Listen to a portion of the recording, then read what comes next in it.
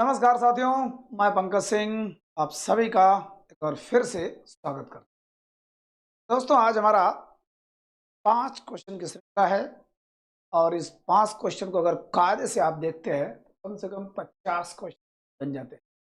UP LT grade के 30 question GK GS के लिहाज से वेरी वेरी इंपॉर्टेंट, और भी जो भी जीके से संबंधित जितने भी परीक्षाएं हैं सबके लिए इंपॉर्टेंट है, वेरी वेरी इंपॉर्टेंट। लेकिन लेवल बहुत हाई नहीं है, एक ऐसा मीडियम लेवल जिसको कि परीक्षाओं में शामिल किया जाता है इस जैसे परीक्षाओं में। अदरवाइज इसका लेवल बहुत हाई भी हो सकता है। ठीक है, चलिए तो हम लोग चलते हैं। पहला क्वेश्चन लेते हैं दोस्तों। द्वितीय जैन संगीत कहाँ हुई? दोस्तों, जैन संगीति जो भगवान महावीर को जानता है, जैन धर्म को जानता है, उनको अच्छी तरह पता है कि जैन धर्म क्या था या महावीर क्या थे। संगीति मतलब होता है संगोष्ठी। जैसे हम लोग अगर बोले सेमिनार, दोस्तों किसी चीज का सेमिनार क्यों होता है, कब होता है? जब उस चीज के बारे में काफी कुछ डेवलप करना हो।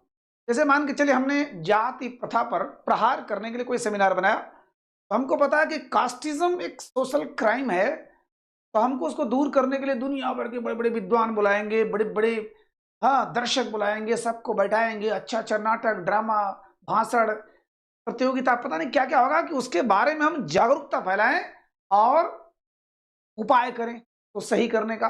सेम सेम किसी भी चीज के बारे में अगर सेमिनार हो रहा है, संगोष्ठी हो रहा है, संगीत ही हो रहा है, मतलब उसके ग्रोथ एंड डेवलपमेंट के लिए, समृद्धि संवर्धन के लिए। ठीक है, तो जैन संगीत दोस्तों, उसके पहले थोड़ा सा जान लें कि हमारे देश का जो इतिहास शुरू होता है वह विश्व के इतिहास के समान पाषाण काल से शुरू होता है। माने पत्थर, इस समय हम लोग बंदर के टाइप के थे।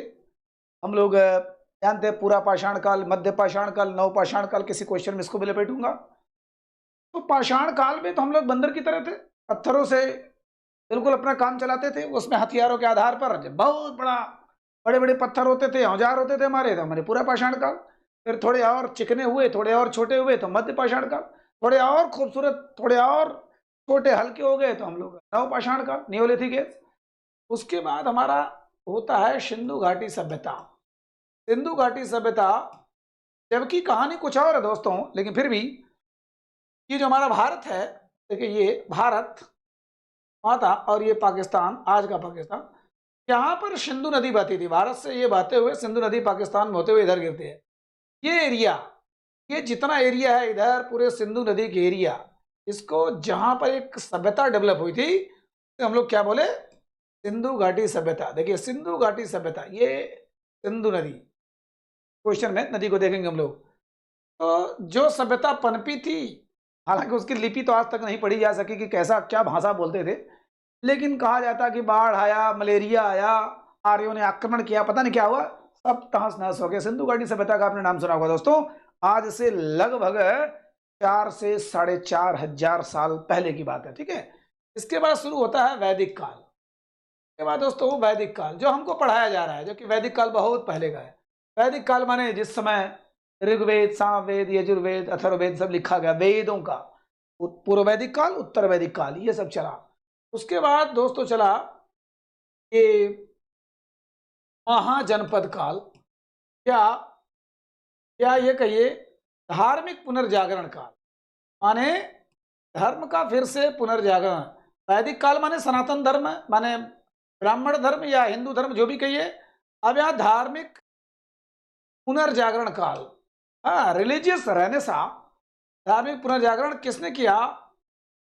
भगवान महावीर ने, जैन धर्म ने और बौद्ध धर्म।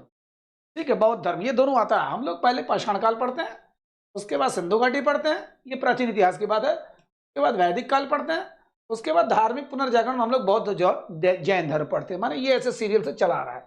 अभी हम लोग ईसा के पहले है दोस्तों, ईसा के पहले माने बीसी, माने अभी हमारा 2025 चल रहा है। ये तो 2025 जो भी है, तो इस 2025 के उतने साल पहले, अभी मैं कह दूं 599 बीसी में महावीर स्वामी का जन्म हुआ था। मतलब ये 2025 साल, ये प्लस 599 साल पहले, माने 99 25 24, माने 2624 साल पहले भगवान महावीर का जन्म हुआ था। ठीक है, कहने का मतलब ईसा पूर्व उल्टा चलता है, ये जो ईस्वी चल रही है इसके इतने साल पहले। ठीक है, तो हम लोगों ने देखा सवाल में कि द्वितीय जैन संगीति कहाँ हुई थी। दोस्तों, जैन धर्म भगवान महावीर ने चलाया था, वर्धमान महावीर ने चलाया था, है ना। सबसे बड़ी बात 599 कुछ लोग मानते हैं, कुछ लोग 540 बीसी मानते हैं। अगर 599 बीसी मानते हैं तो यहाँ पर 527 बीसी इनकी मौत मानते हैं, और यहाँ पर 428 माने कुल मिला जुला के 72 वर्ष जिए थे। उल्टा चलता है दोस्तों। 599 में इनका जन्म हुआ, ध्यान दीजिएगा, ये बिहारी थे, पक्का बिहारी। बिहार में कुंडग्राम में जन्म हुआ, पावापुरी में गुजर गए। ठीक है, अगर इसको मानते हो 599 ईसा पूर्व तो मृत्यु माना जाएगा 527 ईसा पूर्व, और अगर मानते हैं 540 ईसा पूर्व तो 428, कुल मिला जुला के 72 साल दोनों में आएगा। 72 साल के थे, गुजरे थे। भगवान महावीर दुनिया के सबसे बड़े अहिंसक थे, सबसे बड़े अहिंसावादी। गांधी जी जैसे लोग हजारों करोड़ों समाज है उनके अंदर, भगवान महावीर ने। ध्यान दीजिएगा, कहीं कहीं मिलता है कि शादी हुई थी, कहीं कहीं मिलता है शादी नहीं हुई थी। सबसे बड़ी चीज कि जैन धर्म की स्थापना इन्होंने नहीं किया था। जैन धर्म जो था, आज भी है दोस्तों, हमारे देश में बहुत कम है, 0.01 में है, बहुत कम है। लेकिन बाप रे बाप, अहिंसक इतना, मुंह भी नहीं खोलते हैं कि मुंह में कीड़े मकोड़े चलो मर जाएंगे। पेशाब भी करेंगे तो बकायदे झाड़ फूंक के करेंगे, बिल्कुल नहीं, बड़ी साफ सफाई से एकदम सफेद वस्त्र में रहते हैं, नंगे रहते हैं। ठीक है, जैन धर्म की स्थापना तो ऋषभ देव ने किया था। ऋषभ देव दोस्तों तीर्थंकर, 24 तीर्थंकर आते हैं, मान के चले 24 देवता इनके आते हैं, 24 तीर्थंकर। ठीक है, 24 तीर्थंकर, वही जो हम लोग पैगंबर कहें, कोई धर्म पैगंबर कहेगा, कोई कहेगा हमारा देवी देवता। तो जैन धर्म में 24 थे। पहले थे ऋषभ देव, और 23वें थे पार्श्वनाथ। पार्श्वनाथ बाद में किसी सवाल में हम 24 को देख लेंगे। ठीक है, जैन धर्म के संस्थापक ऋषभ देव थे, लेकिन वास्तविक संस्थापक भगवान महावीर स्वामी थे। 24वें थे महावीर स्वामी, महावीर स्वामी। ठीक है, महावीर स्वामी, और इनका नाम था वर्धमान। क्या नाम था? वर्धमान। ठीक है, और वैसे जब ये ज्ञान प्राप्त कर लिए तो इनको जिन कहा गया, इसीलिए जैन धर्म आया। फिलहाल ये तीर्थंकर थे। तीर्थंकर में पहले ऋषभ देव, पहले तीर्थंकर ऋषभ देव, और 23वें पार्श्वनाथ। तो 23वें पार्श्वनाथ ने कुछ चीजें दिया था। इन्होंने क्या दिया था? 4 महाव्रत दिया था दोस्तों। आगे अगर आप जैन धर्म को फॉलो करना चाहते हैं तो 4 चीजें आपको मानना ही पड़ेगा, अदरवाइज जैन धर्म आपके लिए नहीं है, बेकार है। फिर 4 चीजें वो क्या है? उन्होंने कहा सत्य, ध्यान देना, अहिंसा, सत्य, अहिंसा, अस्तेय और अपरिग्रह। अस्तेय और अपरिग्रह, ये दोस्तों किसने दिया था? पार्श्वनाथ ने। 23वें तीर्थंकर, जैन धर्म के 23वें तीर्थंकर पार्श्वनाथ ने कहा कि 4 चीजें आप नहीं मानते तो जैन धर्म छोड़ दीजिए, आप कर ही नहीं सकते। वैसे भी दोस्तों जैन धर्म का इतना कठोर नियम है, उसमें बाल आपको छीलना नहीं पड़ता, पकड़ पकड़ के नोचना पड़ता है। दाढ़ी मोच आ जाएगी तो पकड़ पकड़ के उखाड़ना पड़ता है। ठीक है, और सबसे बड़ी बात कि बिल्कुल भी बेशर्म होकर के दिगंबर रूप रहते, एकदम नंगे रहते हैं, कोई शर्म नहीं उनको, शरीर से कोई मतलब नहीं कि आप क्या सोच रहे हो क्या नहीं सोच रहे हो। उनको ये अंग प्रत्यंग अंतरंग जो भी बहिरंग, जितना बाहर का अंग अंदर का अंग, उनके लिए कुछ नहीं है। एक शरीर एक टुकड़ा है, मांस का लोथड़ा है, कुछ नहीं है। तो वो बहुत कठोर इनका नियम होता है। उन्होंने कहा कि पहली बात सदा सत्य बोलो, अहिंसक रहो, एक भी जीव जंतु कहीं भी किसी भी प्रकार मरने नहीं पाए। अस्तेय माने चोरी न करना, चोरी न करना बहुत बड़ी अपराध का ये द्योतक होता है, चोरी न करना। अपरिग्रह माने संग्रह, पैसे का इकट्ठा न करना। कभी भी पैसा इकट्ठा करते हो सारी बुराइयों को जड़ है ये। It is the root of all the avarice या ऑल द एविल्स, सभी बुराइयों का जड़ है ये।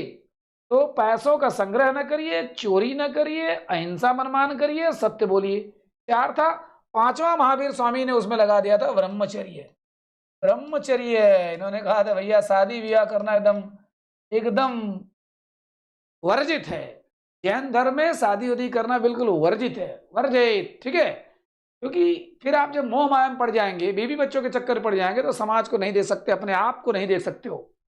अगर इस समाज में, इस संसार में सिद्धि पाना है और दुनिया को कुछ नया चीज देना है, तो आपको पारिवारिक मोह माया में नहीं पड़ना पड़ेगा। तो उन्होंने कहा कि ब्रह्मचर्य माने पांचवा इन्होंने जोड़ा था महावीर स्वामी ब्रह्मचर्य। इन्होंने इतना फैलाया दोस्तों, के बारे में थोड़ा बहुत जान लेते हैं। अगर आपने स्क्रीनशॉट ले लिया होगा, पुराने जमाने का। हाँ, तो इनकी पिता का नाम थोड़ा थोड़ा जान लेते हैं। पिता का नाम सिद्धार्थ, या पिता का नाम सिद्धार्थ, वो सिद्धार्थ बुद्ध वाले नहीं। माता का नाम त्रिशला, माता का नाम त्रिशला। दोस्तों, ये जो बिंबिसार के ससुर, ध्यान देना, अभी मैं बता दे रहा हूं, बहुत से सवाल इसमें आपका हल हो जाएगा। बिंबिसार के ससुर, ससुर चेटक, चेटक वो कहाँ के थे? वैशाली के। याद आएगा आपको, 16 महाजनपद पढ़ाया हूं। चेटक की बहन थी त्रिशला, चेटक की बहन थी त्रिशला, इनके बेटे थे, माने क्षत्रिय माता पिता के पुत्र थे ये। अब याद करिए आप लोग, बिंबिसार हमने पढ़ा था दोस्तों मगध, इसी बहाने सब कुछ दोहरा लीजिए, एक क्वेश्चन में कितना जा रहा है। मगध वंश, मगध वंश में हमने 3 चीजें देखा था। क्या क्या देखा था?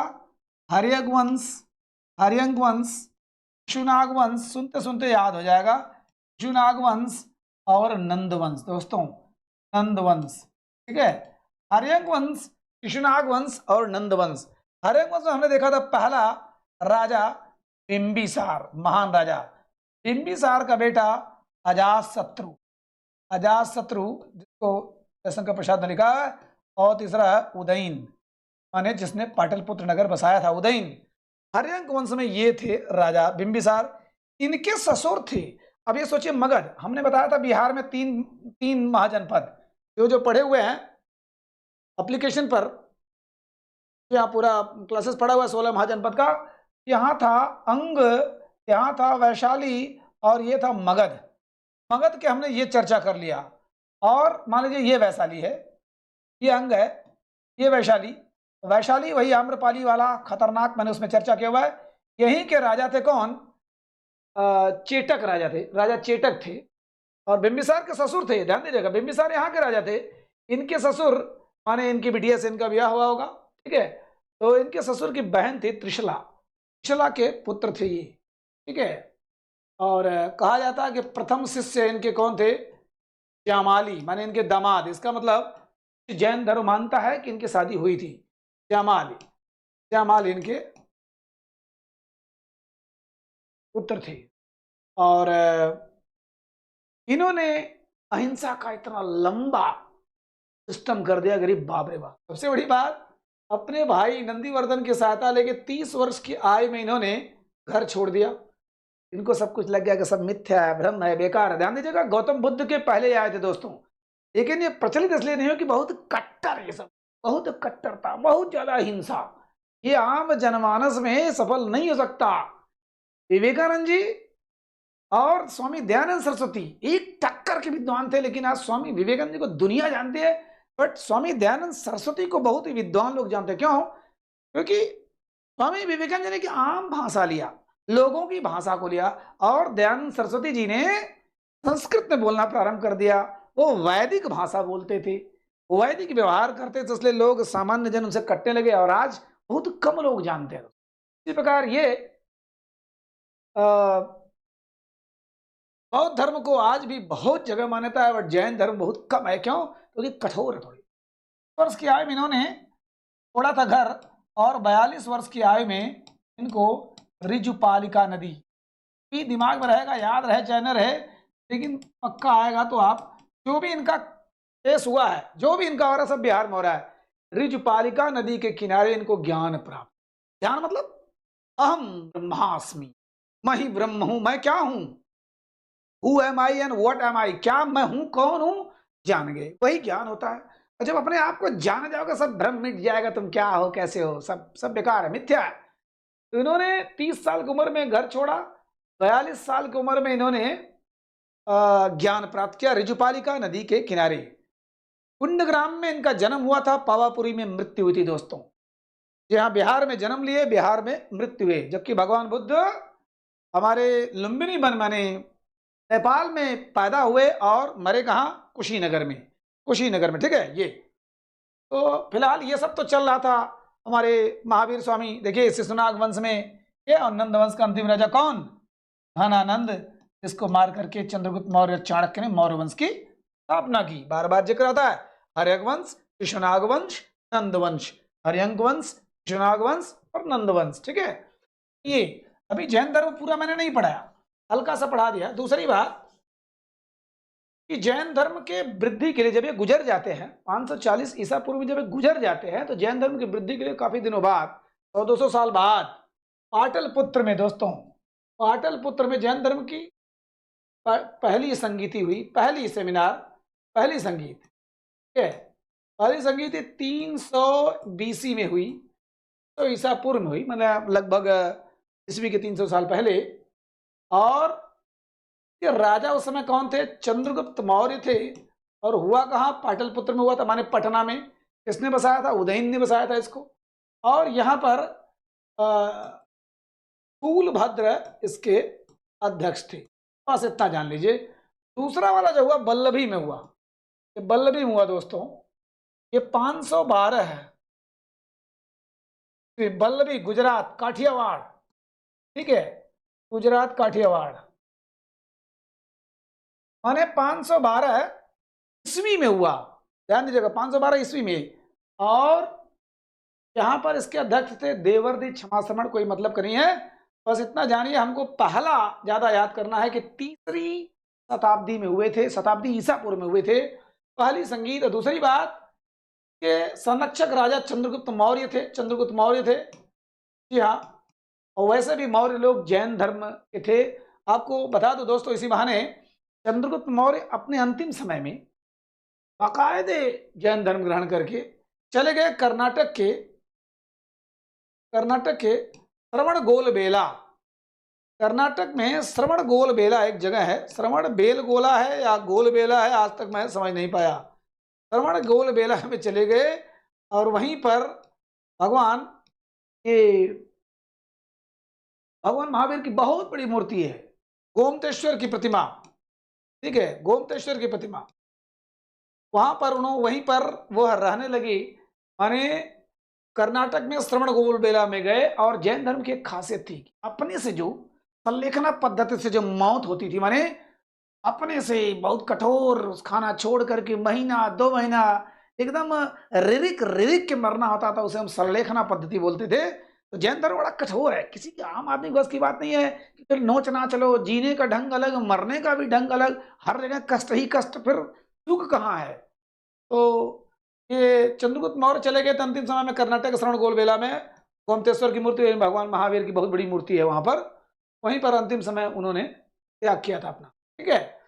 तो स्थूलभद्र इसमें, इसी संगीति में यह 2 भागों में विभाजित हो गया, श्वेतांबर और दिगंबर। सोचिए कितना सवाल इसी में छिपा हुआ है। श्वेतांबर दिगंबर किसका हिस्सा है? जैन धर्म का। श्वेत अंबर, श्वेत धन अंबर माने सफेद कपड़ा, दिक धन अंबर माने दिशाएं जिसके कपड़ा हो, माने कोई कपड़ा नहीं, दिक धन अंबर, कोई कपड़ा ना हो, माने नंगे रहते थे। तो भगवान महावीर एकदम बिल्कुल निर्वस्त्र रहते थे, उनको कोई शर्म नहीं था। यहाँ तक कि उनके ऊपर लोगों ने गुड़ फेंका, चोटा फेंका, खाड़ फेंका, कुत्ता छोड़ा, पता नहीं क्या क्या किया, लेकिन सब माफ करते चले। तो ये तो बोलते थे कि बिल्कुल नंगे रहना है। अब कुछ दिनों बाद जब इनका प्रभाव कम होने लगा, प्रॉब्लम होने लगी, तब लोगों को लगा, कुछ लोगों को लगा करे यार ये तो दिक्कत हो रही कि हम नंगे जाएंगे, माँ बहनें हैं, कैसे हम भिक्षा मांगेंगे, वो तो शर्म के मारे भाग जाते हैं घर में, फिर हम कैसे लेंगे।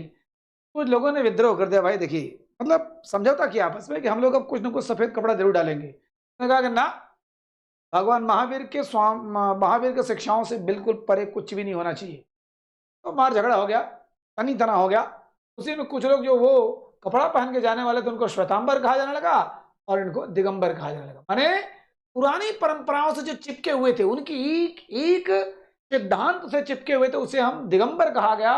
और जो नए स्टाइल में जैन धर्म का प्रचार करना चाहते थे, थोड़ा सा बेशर्म बनकर नहीं, थोड़ा शर्म वाला बन करके समाज में माँ बहनों के साथ या माँ बहनों के पास जाने के लिए, भिक्षा मांगने के लिए, है ना, उन्होंने श्वेतांबर को अपना। पहली बौद्ध संगीति में क्या हुआ था? श्वेतांबर दिगंबर। कौन अध्यक्ष थे? तूलभद्र। कौन राजा थे? चंद्रगुप्त मौर्य।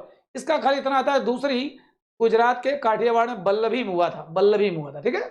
द्वितीय बौद्ध जंग संगीति कहाँ होती? बल्लभी में। कितना कुछ जान लिया आपने, कम से कम 20-25 क्वेश्चन तो इसी में हो गया। 20 क्वेश्चन।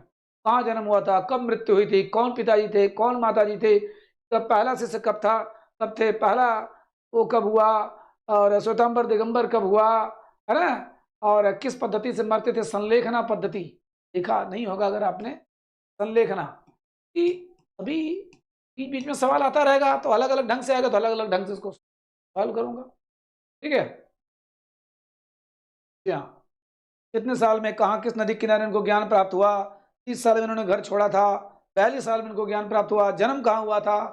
पावापुरी में, कुंडग्राम में। गुजरे कहाँ? पावापुरी में। दुनिया भर का छिपा हुआ।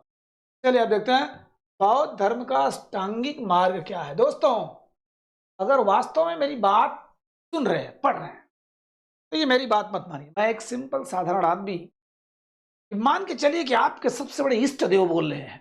कौन इष्ट देव? आपका रोल मॉडल बोल रहा है। आपका role model doctor Bhimrao Ambedkar से लेकर गांधी तक, नेहरू, टैगोर तक, विवेकानंद, दयानंद सरस्वती तक कोई भी हो सकता है। और उनकी बात मान के चलिए, मेरी बात सुनेंगे तो कहेंगे ओहो, ये आदमी हमको क्या लेक्चर देगा। कि दोस्तों, अगर जीवन में उस जमाने की बात हो रही, बौद्ध धर्म, बुद्ध जी का धर्म, 2500 साल पहले का धर्म, उस जमाने की बात हो रही है। उस जमाने में जो 8 मार्ग उन्होंने बोला था, आज अगर अपने ऊपर लागू कर दो दोस्तों, दुनिया की कोई ऐसी चीज नहीं है जो आपको सफल होने से रोक सके। कोई चीज नहीं ऐसी है। वो क्या है? बौद्ध धर्म का अष्टांगिक मार्ग। पहले तो बौद्ध धर्म के 4 आर्य सत्य जान लीजिए। 4 आर्य सत्य माने 4 चीजें बिल्कुल सत्य हैं, कभी बदलने वाली नहीं है। 4 आर्य सत्य ध्यान दीजिएगा। जब भगवान बुद्ध को ज्ञान प्राप्त हुआ, वो तो 29 साल में निकले थे घर से, और 35 साल की उम्र में ज्ञान प्राप्त हुआ। क्या बोध वृक्ष के नीचे बोध गया में, आपको पता होगा, बोध गया में लोग जाते हैं, भगवान बुद्ध का वह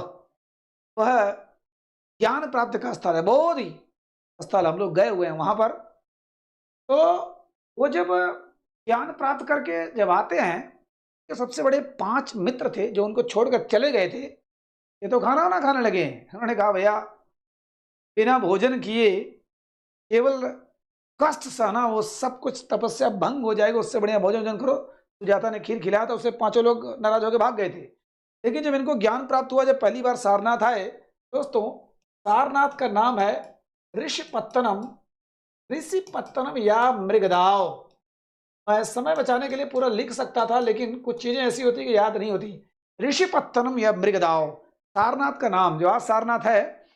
तो यहाँ पर आते हैं तो वही 5 शिष्य मिलते हैं, लेकिन इनके चेहरे के तेज को देखकर एकदम अभिभूत हो जाते हैं। तो लगता है कि यार वो वाला बुद्ध तो नहीं है, ये तो दूसरा बुद्ध है। बाप रे बाप, चेहरे बड़े तेज।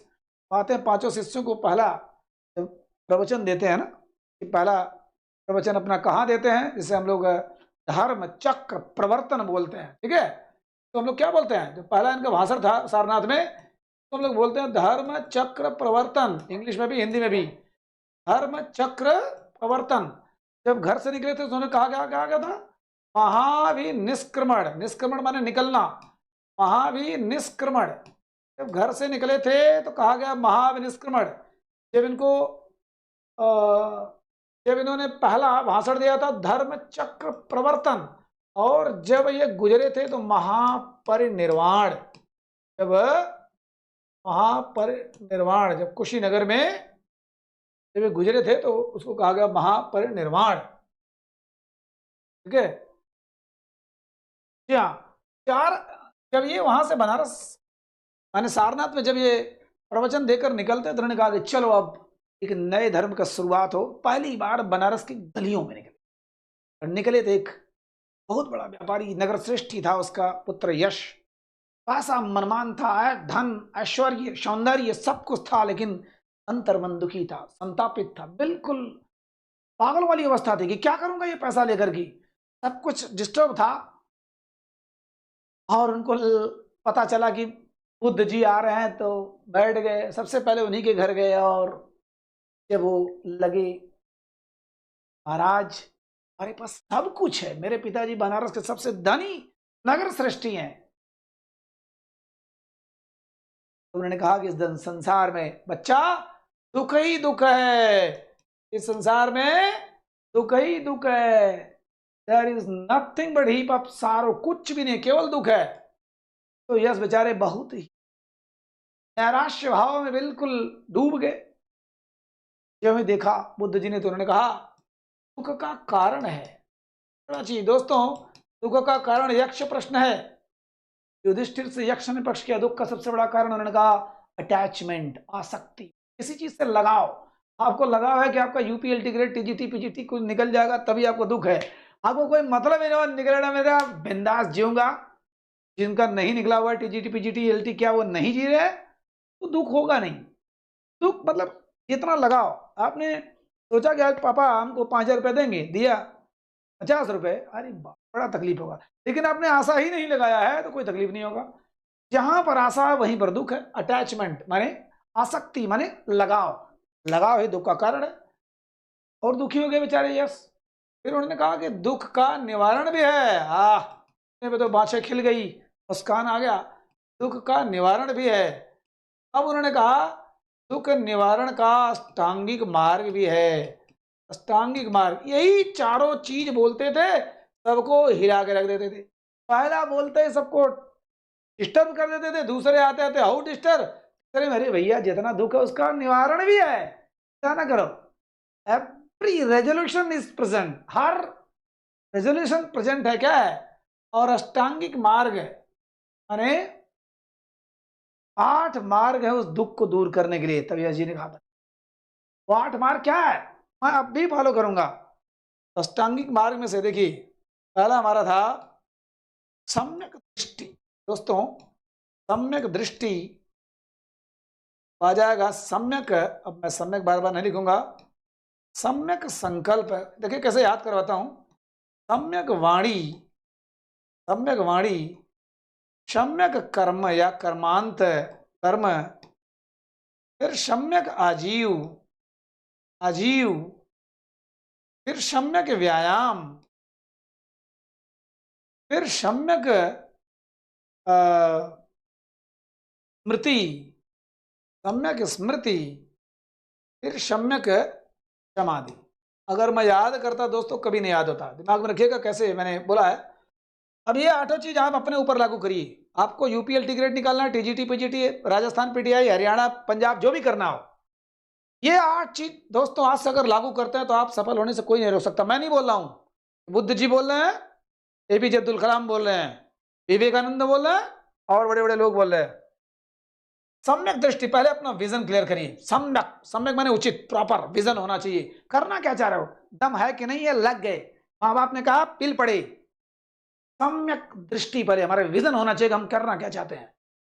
सम्यक संकल्प, तो रेजोल्यूशन रिजॉल्व करो, दृष्टि तो हो गई, विजन तो बना लिया हमने कि आईएएस बनना, हमको टीचर बनना है। अब संकल्प लो, रेजोल्यूशन लोगे, इतने इतने घंटे पढ़ूंगा, ये करूंगा वो करूंगा, ये नहीं करूंगा तो नहीं करूंगा, सोशल मीडिया या जो भी है, ये नहीं करना, नहीं करना, करना करना, संकल्प होगा। दूसरा सम्यक वाणी, सबसे बड़ी चीज सफलता के पैमाना, यही को मधुर रखिए, नहीं दोस्ती की जगह दुश्मनी इतनी बढ़ती जाएगी कि आप तनाव में आ जाएंगे और सब कुछ खत्म हो जाएगा। जहां भी मिले कोई आपको ताना भी मार रहा है, टॉर्चर भी कर रहा है, क्या भैया कितने दिन से पढ़ रहे हो, कुछ होना होना है, ठीक है, संघर्ष हो रहा है, देखते हैं, प्रभु की इच्छा होगा होगा, नहीं तो हम भी गोबर काछेंगे। जो भी सम्यक वाणी, फिर उन्होंने कहा कि सम्यक कर्म, प्रॉपर, और पहले ड्यूटी तो करो पर कर्म तो करो, झूठ मूठ का खाली अरे वैकेंसी नहीं आ रही है, ये नहीं आ रही है, वो नहीं आ रही है, अरे जो आ रही है तब क्या कर रहे हो। एक बहाना मिल जा रहा है माँ बाप से बोलने के लिए, अरे ये नहीं वो नहीं, अरे कर्म तो करो, देखा जाएगा। कर्मण्येवाधिकारस्ते मां फलेषु कदाचन है, ठीक है, तो कर्म करते जाइए, देखा जाएगा।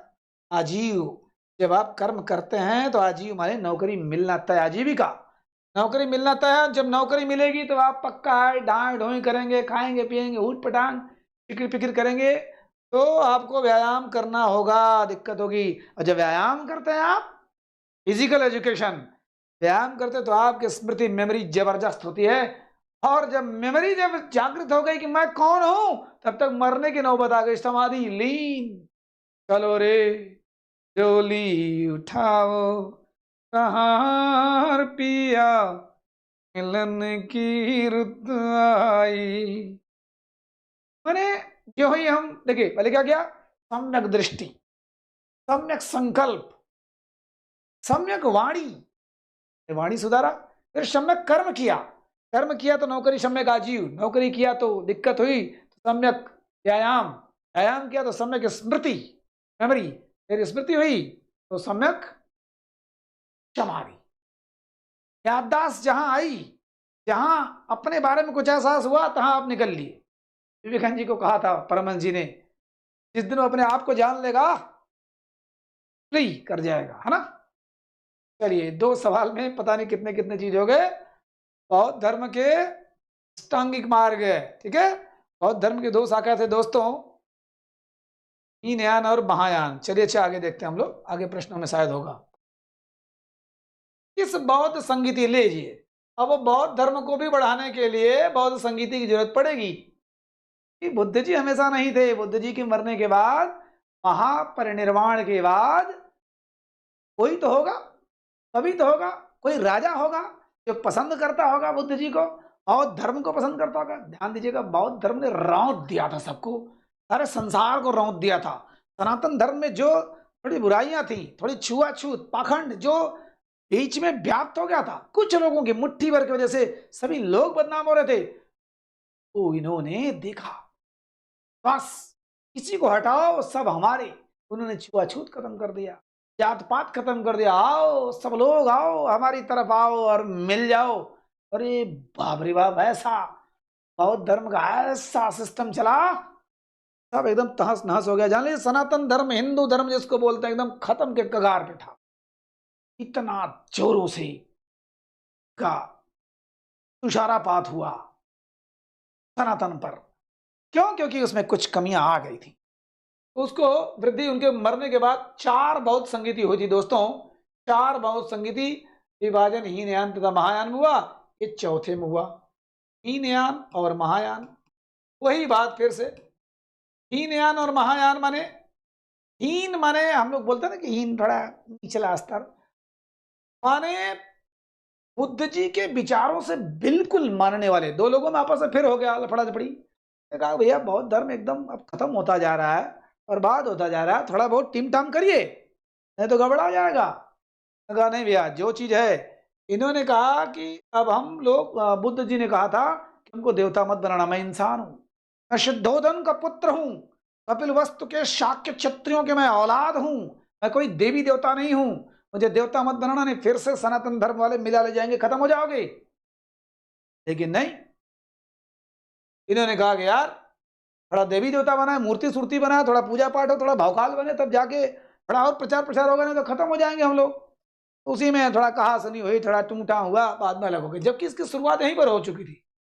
इसकी शुरुआत द्वितीय बौद्ध संगीति में स्थाविर माने जो बिल्कुल स्थायी, जैसे गौतम बुद्ध के विचारों से जो सटे हुए हैं, और महासंघिक, महासंघिक माने थोड़े बदलाव वाले। तो महासंघिक से चौथे में महायान हो गया, स्थाविर से हीनयान हो गया, ठीक है। और ये चारों पहले इतना जान लीजिए, फिर मैं इसको बता रहा हूं। प्रथम बौद्ध संगीत में त्रिपिटक में, देखिए इधर सुत्त पिटक और विनय पिटक। अब आप कहेंगे ये क्या आ गया?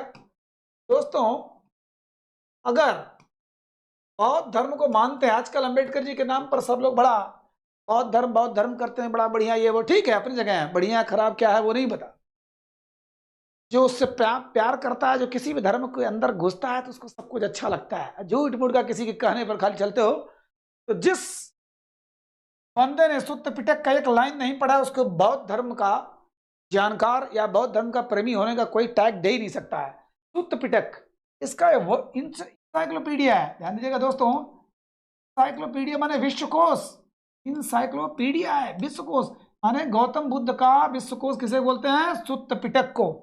सुत्त पिटक आपने नहीं पढ़ा तो बुद्ध जी की शिक्षाएं हैं, इसमें कुछ पता ही नहीं चलेगा बुद्ध जी कहना क्या चाह रहे हैं। जीवनी सिवनी पढ़ के उनका उद्बोधन शुद्धोधन, ये महामाया, प्रजापति गौतमी, देवदत्त की कहानी पढ़ पढ़ के आप उनको नहीं समझ पाएंगे। समझना हो तो आपको सुत्त पिटक पढ़ना पड़ेगा, विनय पिटक। और तीसरे वाले में ये देखिए, पहले वाले में सुत्त पिटक विनय पिटक और तीसरे वाले में अभिधम्म पिटक, अभिधम्म पिटक, ठीक है, अभिधम्म पिटक माने 3 पिटक। इसको हम लोग बोलते हैं त्रिपिटक, इंग्लिश में भी आएगा त्रिपिटक। त्रिपिटक में कौन कौन हो गया?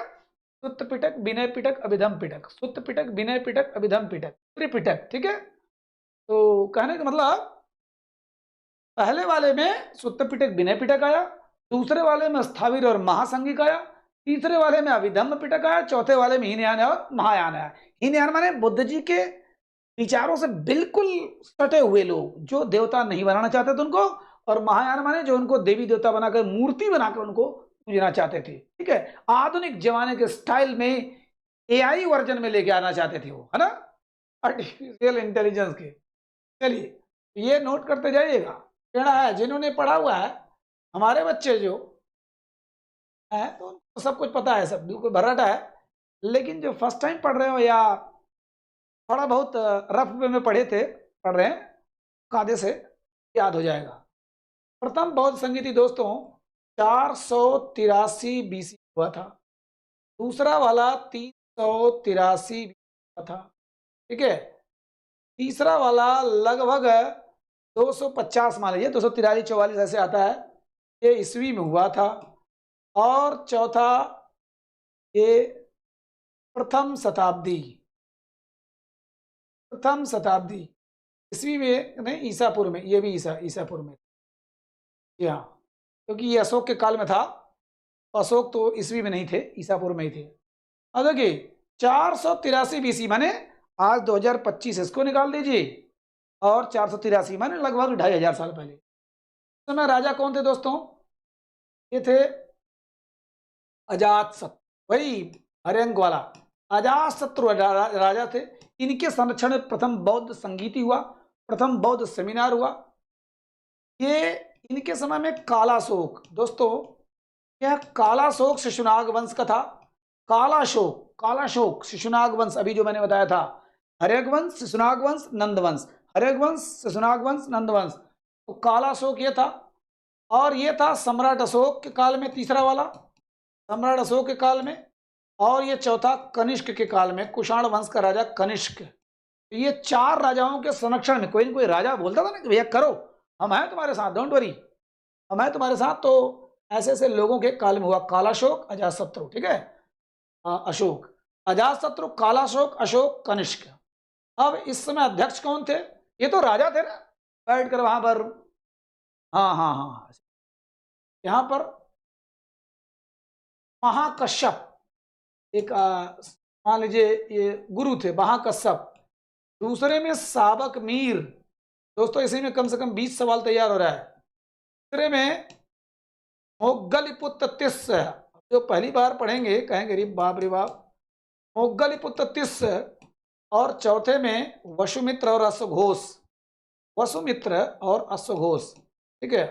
अश्वघोष जिसने दोस्तों बुद्ध चरित्र लिखा है, अगर अश्वघोष को पढ़ लिया तो जान लीजिए बुद्ध जी को कायदे से जान लिया, बुद्ध चरित्र, अश्वघोष। तो ध्यान दीजिएगा, पहले बौद्ध संगीत का अध्यक्ष महाकश्यप, दूसरे का साबक मीर, तीसरे का मोग्गलिपुत्र तिस्स, चौथे का वसुमित्र अश्वघोष।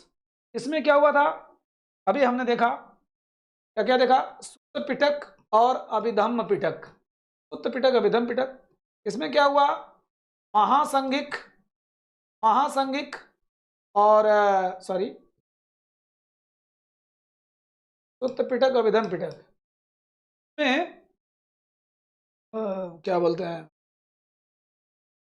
हीनयान महायान का, अभी पहला जो मैंने नाम लिया हीनयान महायान का, स्थाविर और महासंगिक। जी हाँ, स्थाविर और महासंगिक, थोड़ा मतलब टुनमुन शुरू हो गया था दोनों में। और इसमें वाले में ये हमारा अभिधम्म पिटक हुआ, सुत्त पिटक विनय पिटक इसमें हुआ था, सुत्त पिटक विनय पिटक इसमें हुआ, अभिधम्म पिटक, और इसमें हुआ हीनयान और महायान। एक चीज और याद करना है आपको कि कहाँ कहाँ हुआ था दोस्तों। ये देखिए राजगृह बिहार में, राजगीर। दूसरा वाला वैशाली बिहार में, तीसरा वाला पाटलिपुत्र बिहार में, माने 3 बिहार में हुआ था दोस्तों, और चौथा वाला कुंडलवन कश्मीर में हुआ था। ये इतना जान लीजिए, किसी भी तरीके से सवाल कर सकता है। पहला कब हुआ, जिस समय तीसरा हुआ था राजा कौन था, जिस समय तीसरा हुआ था अध्यक्ष कौन था, जिस समय तीसरा हुआ था क्या क्या हुआ था, अभिधम्म पिटक किस पिटक का निर्माण हुआ था, या अभिधम्म पिटक किस संगीत में हुआ था, या कहाँ हुआ था। राजगृह माने आज हम गिरिव्रज भी बोलते हैं, आज राजगीर बोलते हैं, पहले गिरिव्रज था। वैशाली, वही वैशाली जो हमारे मगध में, मतलब बिहार में जो 3 महाजनपद थे, वज्जी और ये अंग और ये हमारा मगध, ठीक है। वैशाली आम्रपाली वाला, पाटलिपुत्र पटना और कुंडलवन कश्मीर। कश्मीर यहाँ के राजा कौन थे, मतलब किसने, कनिष्क ने इसको संरक्षण दिया। कनिष्क दोस्त, कनिष्क प्रथम शताब्दी ईस्वी में, ये ईस्वी में था और सब ईसा पूर्व में है। सम्राट अशोक वाले, अशोक ध्यान दिया किस वंश के थे दोस्तों, मौर्य वंश। पहले चंद्रगुप्त मौर्य, दूसरे बिंदुसार, वो बिंबिसार थे, बिंदुसार इसको पढ़ाया जा चुका है, और तीसरे अशोक। माने इनके काल में कौन आया था, डाइमेकस आया था, यहाँ पर डायनोसियस आया था, ठीक है। तो बिंदुसार और चंद्रगुप्त मौर्य में कौन आया था, मेगस्थनीज आया था दोस्तों, ठीक है। तो ये मेरे ख्याल से आपका तैयार हो गया होगा। क्लास है। 10 राज्य युद्ध, 10 राज्य माने 10 राजाओं का युद्ध किस नदी के किनारे हुआ था दोस्तों। परुषणी नदी, वितस्ता नदी, विपाशा नदी, अस्किन नदी। इस बारे हम थोड़ा सा नदियों को जान लें, थोड़ा सा गजब का क्वेश्चन है। देखिए यहाँ हमारा ये भारत, बस ये हमारा ये भारत, और ये अब हमको नदियाँ जो अच्छी तरह जानते हैं नदियों के बारे में, तो उनको पता है 2 नदियाँ बाहर से निकलती हैं। देखिए ये पाकिस्तान है, ये पाकिस्तान, 2 नदियाँ बाहर से निकलती है। सिंधु यहाँ से तिब्बत से निकल करके पाकिस्तान में आती है, ऐसे ऐसे बती सिंधु। अब कश्मीर से निकलती है झेलम दोस्तों, सिंधु झेलम, ठीक है। फिर हमारे हिमाचल से 3 नदियाँ निकलती है, हिमाचल प्रदेश से, चिनाव, रावी और व्यास। व्यास देखिए यहीं पर बीच में रहते हैं। फिर लास्ट वाला निकलता है सतलज, यहाँ से तिब्बत से निकल के ये इसी में सब मिल जाते हैं, एक जगह मिलती है यहाँ पर। फिर उसके बाद सिंधु नदी से आती है। कौन कौन सा, देखिए इधर हमने पहला देखा क्या, सिंधु दोस्तों, सिंधु झेलम, सिंधु झेलम, चिनाव, रावी, व्यास और सतलज। सतलज दोस्तों ये 3 जो है, देखिए इधर सिंधु झेलम चिनाव, सिंधु झेलम चिनाव, झेलम कश्मीर में ही बहती है। सिंधु झेलम चिनाव, रावी, व्यास, सतलज। सबसे बड़ी सिंधु नदी और सबसे छोटी ये व्यास है। व्यास इसी सतलज में मिल जाती है, जहाँ पर भाखड़ा नांगल बांध है दोस्तों। क्योंकि जीके का सवाल है, कहीं से कुछ भी जोड़ते जाइए। यही ये क्या नाम है, सतलज नदी, सतलज नदी से जहाँ मिलती है व्यास नदी, इसी के संगम पर बना हुआ है भाखड़ा नांगल बांध है, भाखड़ा नांगल बांध, ठीक है। और यहीं से हरिके बैराज से निकलती इंडिया की सबसे बड़ी नहर, इंदिरा गांधी नहर। तो बात की बात है, हम लोग देखेंगे ये तीन जो नदियों का पानी जो अभी आज विवाद बना हुआ है, और नीचे के 3 नदियों का पानी, ये 3 नदियों का पानी का ऊपर का हिस्सा 80% पाकिस्तान यूज करता था। हमने 1960 में पाकिस्तान से सिंधु जल समझौता किया था। सिंधु जल समझौता, सिंधु वाटर ट्रीटी, सिंधु जल समझौता हमने किया था। ऊपर की 3 नदियों का पानी 80% पाकिस्तान, 20% हम। नीचे की 3 नदियों का पानी 80% हम, 20% पाकिस्तान। और अभी जो बीच में विवाद हुआ था ऑपरेशन सिंदूर वाला, उसमें सब पानी सानी काफी कुछ रोक दिया गया है, काफी कुछ उस सिंधु समझौता को भंग कर दिया गया है, ठीक है।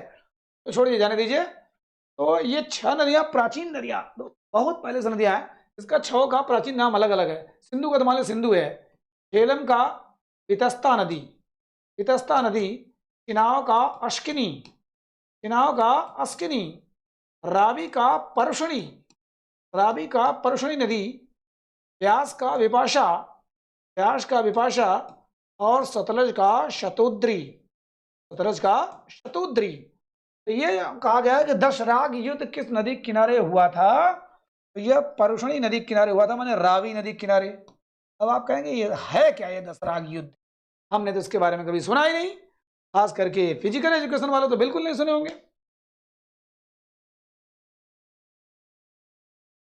हेलो। तो दसराग युद्ध के बारे में पढ़ने से पहले हमको थोड़ा सा पढ़ना पड़ेगा वैदिक काल के बारे में, ठीक है। वैदिक काल देखिए इधर दोस्तों, याद है आप लोग स्क्रीनशॉट ले लिया करिए। देखिए तो वैदिक काल था दोस्तों, वैदिक काल था, इसमें दो पार्ट आता है। एक आता है पूर्व वैदिक काल, पूर्व वैदिक काल, और एक आता है उत्तर वैदिक काल। तो उत्तर वैदिक काल माने ये आता है 1500 बीसी से 1500 बीसी से 1000 बीसी तक, ठीक है। और ये आता है 1000 बीसी से 600 बीसी तक।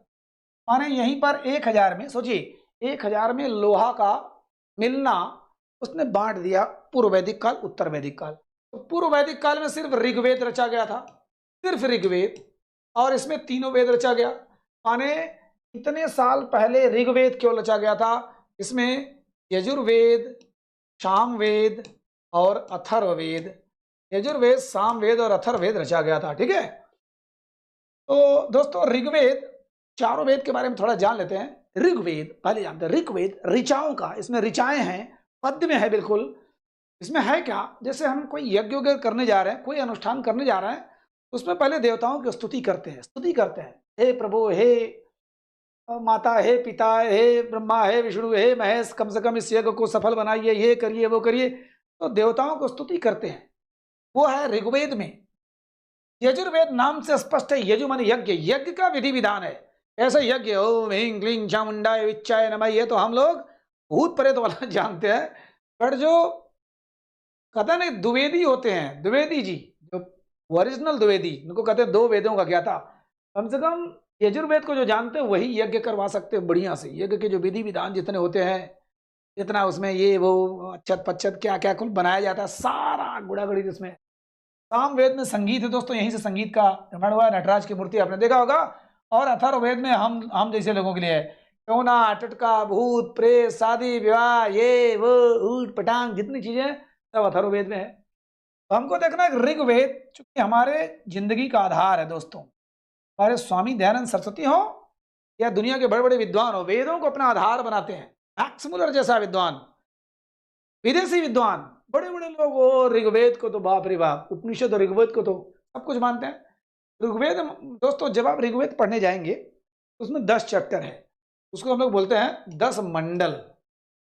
लोग बोलेंगे 10 मंडल और 1028 सूक्त, माने वो है क्या नाम है, श्लोक है, 1028 श्लोक है। ऋग्वेद जब आप पढ़ने जा रहे हैं, पूर्व वैदिक काल, माने जब तक लोहा नहीं मिला था उसको। और सबसे बड़ी बात, पूर्व वैदिक काल बड़ा महिलाओं के लिए घोषा सिक्ता अपारा विश्वारा, बड़ी बड़ी महिलाएं, मैत्रेयी गार्गी कात्यायनी, माने इतने विद्वान महिलाएं थी, इतनी विदुषी महिलाएं थी कि बाप रे बाप पुरुषों को बराबर का टक्कर। लेकिन अत जाति पात नहीं था, वर्ण व्यवस्था नहीं थी, कुछ नहीं था। साहब जो विद्वान है वह ब्राह्मण है, ताकतवर वह क्षत्रिय है, जो पैसा कमाने चक्कर उधर वैश्य है, सबकी सेवा करते हैं शूद्र हैं। लेकिन यहाँ पर उत्तर वैदिक काल आते आते ब्राह्मण के घर पैदा होने वाला बच्चा ब्राह्मण कराने लगा, चाहे उसमें अंदर क्षत्रिय गुण हो, वैश्य का गुण हो, शूद्र का गुण हो। क्षत्रिय के घर पैदा होने वाला बच्चा क्षत्रिय कराने लगा, भले वो रोगी टाइप का हो। वैश्य के घर पैदा होने वाला बंदा वैश्य ही कराएगा, भले वो क्षत्रिय ब्राह्मण के नेचर का हो। कहने मतलब इधर बहुत ही बुराई आ गई, उत्तर वैदिक काल में बहुत बुराई आ गई, पूर्व वैदिक काल में बहुत कुछ था। तो 10 मंडल था, 10 चैप्टर इसमें। हमको मात्र 3, 7 और 10 को देखना है। यही से सवाल आता है, तेरह मंडल में यह ऋषि विश्वामित्र ने किया था इसको रचना, 13 मंडल ऋषि विश्वामित्र ने, और यहीं पर उन्होंने गायत्री मंत्र की रचना की है। ओम भूर्भुवः स्वः तत्सवितुर्वरेण्यं भर्गो देवस्य धीमहि धियो यो नः प्रचोदयात्। विश्वामित्र जी ने गायत्री मंत्र की रचना की। 7वें मंडल में यह वशिष्ठ जी का है दोस्तों, 7वें मंडल में यह वशिष्ठ जी का है, और 10वें मंडल में गुरु सूक्त का है, ठीक है। पुरुष सूक्त। यहां से खूब सवाल बनता है कि ऋग्वेद के 10वें मंडल में पहली बार पुरुष सूक्त में वर्णाश्रम व्यवस्था की गई। वर्णाश्रम माने 4 वर्ण है, ब्राह्मण, क्षत्रिय, वैश्य, शूद्र। पहली बार ऋग्वेद के 10वें मंडल में पुरुष सूक्त में वर्णाश्रम व्यवस्था का जिक्र किया गया है। 7वां मैंने क्यों छोड़ा था? वशिष्ठ। इसी में दोस्तों हमारा 10 राग युद्ध है। 10 राग युद्ध माने अगर कभी आता है 10 राग युद्ध किस मंडल में है, तो ऋग्वेद के 7वें मंडल में 10 राग युद्ध है। अब कहेंगे कि क्यों ऐसा हुआ, क्यों युद्ध हुआ, क्यों हुआ? तो एक राजा सुदास थे, ये पंजाब की कहानी है। राजा सुदास थे, उनके जो पुरोहित होते हैं, उनके पुरोहित विश्वामित्र थे। इसी बात पर उनसे चिढ़ हो गई, उन्होंने विश्वामित्र को हटा करके वशिष्ठ को कर दिया, वशिष्ठ को अपना पुरोहित बना दिया। सोचिए, तो जब वशिष्ठ को पुरोहित बना तो विश्वामित्र पक्का खौलेंगे कि अरे यार इतना दिन से पुरोहिती मैं कर रहा था, थोड़ा सा लेना देना मैं कर रहा था, या नाम सम्मान मेरा हो रहा था, वशिष्ठ कैसे हो गया? तो इन्होंने ये जाते हैं और 10 राजाओं के ग्रुप बनाते हैं, 10 राजा, और इधर राजा सुदास से लड़ने आते हैं कि तुम्हारी इतनी हिम्मत कि तुमने वशिष्ठ को बना दिया। वशिष्ठ को तो हम लोग पुराने जानते हैं हमारा दुश्मन है। कैसे दुश्मन है बता दूं आपको। एक बार विश्वामित्र जी अपने सैकड़ों शिष्यों के साथ जाते हैं, सुन कर कि भैया कामधेनु गाय है वशिष्ठ जी के पास, कामधेनु गाय है, बड़ा गजब है, ये हुआ है। मिलने जाते हैं, थोड़ा देखने जाते हैं कैसी गाय है वो, बिना बच्चा दिए हुए चाहे देने दे, लेकिन लगातार दूध देती है, मनमान देती है। गए देखने, सोचा कि कुछ बदमाशी करें। उन्होंने कहा कि ठीक है, हम लोग 10 मिनट में नहा के आ रहे हैं, तुरंत सबको खाना खिलाइए। अब भैया तो चिंता में पड़ गए वशिष्ठ जी। उन्होंने अपनी पत्नी से कहा क्या हुआ, चलो भैया लगाओ।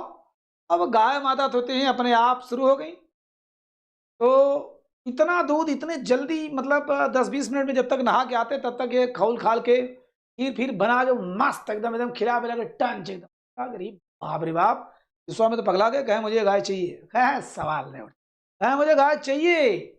अब ये चाहिए चाहे जोर जबरदस्ती से चाहे प्रेम से दीजिए, का सवाल नहीं उठता। दोनों में युद्ध हुआ, भयंकर युद्ध हुआ। वशिष्ठ जी वहां जीत गए थे। गायों के लिए युद्ध होता था दोस्तों। गाया अघन्या कहलाती थी। अघन्या माने जिनका वध नहीं किया जा सकता। उस समय वैदिक काल से गायों का वध नहीं किया सकता, क्योंकि उनके दूध में सही वही चीज पाया जाता है जो माँ के दूध में पाया जाता है, भैंस के दूध में नहीं पाया जाता, बकरी पिलई के दूध में नहीं पाया जाता। ध्यान दीजिएगा। तो इसीलिए वो पहले से खोले हुए थे विश्वामित्र। अब यहाँ आए 10 राजाओं को, है ना, अनु, द्रुह्य, तुरु, पूर्वसु, कुरु और 5 कबीला को लेकर के 10 लोगों को लेके आए, राजा सुदास के साथ लड़ते हैं और हार भी जाते हैं। ये 10 लोग हार जाते हैं, विश्वामित्र प्लस 10 हार जाते हैं, राजा सुदास जीत जाते हैं। किस कबीले के थे? भरत कबीले की।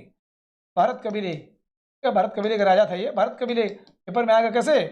भरत कबीले के राजा सुदास और विश्वामित्र, ये 10 राजाओं के संगठन में 10 राग युद्ध हुआ। किस नदी किनारे? परुषणी नदी किनारे, माने रावी नदी किनारे। देखिए ये रावी नदी, सिंधु, झेलम, चिनाव, रावी, चौथा वाला सिंधु, झेलम, चिनाव, रावी, छुटका व्यास, बड़का फिर सतलज। ठीक है, सिंधु, झेलम, चिनाव, रावी, व्यास, सतलज, ये हमारा है दोस्तों। तो 3 मंडल हम लोग जान लिए। पहले मंडल, तीसरे मंडल में क्या है? गायत्री मंत्र विश्वामित्र किया। 7वें मंडल वशिष्ठ जी का है, ये 10 राग युद्ध का वर्णन है इसमें।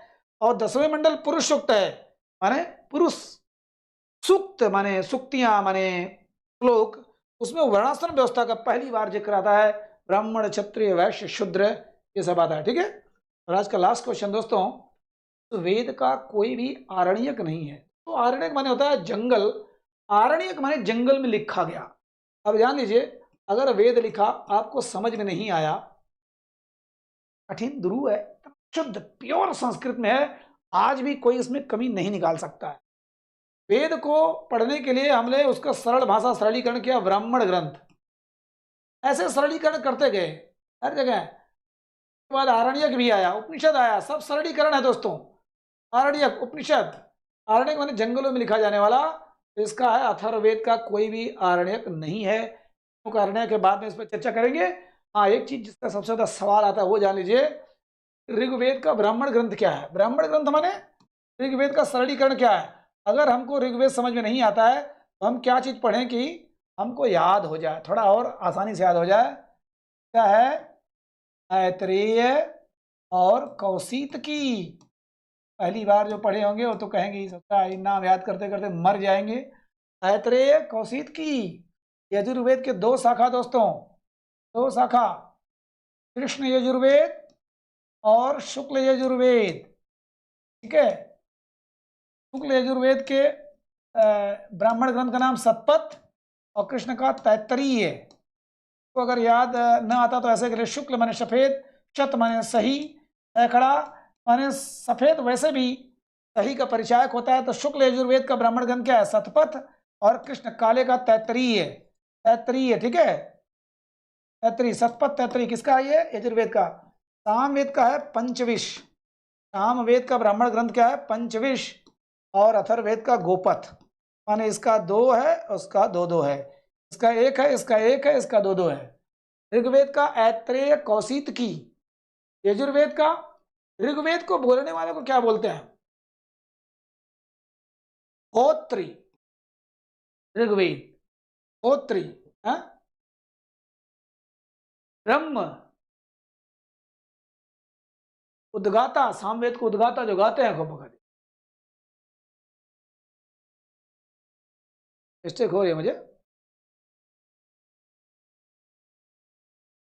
ऋग्वेद को बोलने वाले को क्या बोलते हैं दोस्तों? आप लोग बताइएगा। मेरे ख्याल से अगर इतना लंबा क्लास देखने की हिम्मत है आप में तो जरूर बताइएगा। ऋग्वेद को बोले आप देखिए, होत्री तो यजुर्वेद को, उद्गाता सामवेद को, हाँ अध्वर्यु। ऋग्वेद को बोलने वाले क्या बोलते हैं? अध्वर्यु। और यजुर्वेद को होत्री, होत्री। उद्गाता बोलते हैं सामवेद वालों को, और को अथर्ववेद बोलने वाले को ब्रह्म बोलते हैं। अध्वर्यु, होत्र, उद्गाता, ब्रह्म। अगर एक दो मिस्टेक होगा दोस्तों आप लोग इसमें कर लीजिएगा, बड़े दिन बाद इसको मैं देख रहा हूँ। ऋग्वेद को पढ़ने वाले को क्या बोलते हैं? होत्री। यजुर्वेद को अध्वर्यु। हाँ, हो सकता है ये ऊपर नीचे हो, अध्वर्यु। ये तो सही है, गाता से मतलब सामवेद, सामवेद माने संगीत, ब्रह्म राक्षस माने ब्रह्म, अथर्ववेद हो गया, ये चीजें होंगी। ठीक है, तो ये है, किस वेद का कोई आरण्यक नहीं, अथर्ववेद का तो आरण्यक है ही नहीं है, तीनों कारण के। लेकिन हम यहाँ ब्राह्मण ग्रंथ पढ़े। ब्राह्मण ग्रंथ माने वेद को जब समझ में आया तो उसका सरल भाषा में रूपांतरण जो हुआ है वो क्या है? ब्राह्मण ग्रंथ। और सबके ब्राह्मण ग्रंथ हैं। हमने देखा ऋग्वेद के ऐतरेय कौशितकी, यजुर्वेद के तैत्तरीय शतपथ, सामवेद का पंचविश, अथर्ववेद का गोपथ, गोपथ पंचविश। मेरे ख्याल से 5 क्वेश्चन आपका तैयार है दोस्तों, और 50 से ऊपर ज़्यादा का सवाल तैयार हो चुका है आपका, नो डाउट, गारंटी के साथ बोलता हूँ, 50 से ऊपर। चलिए, कैसा रहा बताइएगा जरूर। अच्छा लगता है वो भी बताइएगा, बुरा लगता है वो भी बताइएगा। ठीक है, जहाँ जहाँ प्रॉब्लम हो जरूर शेयर करें।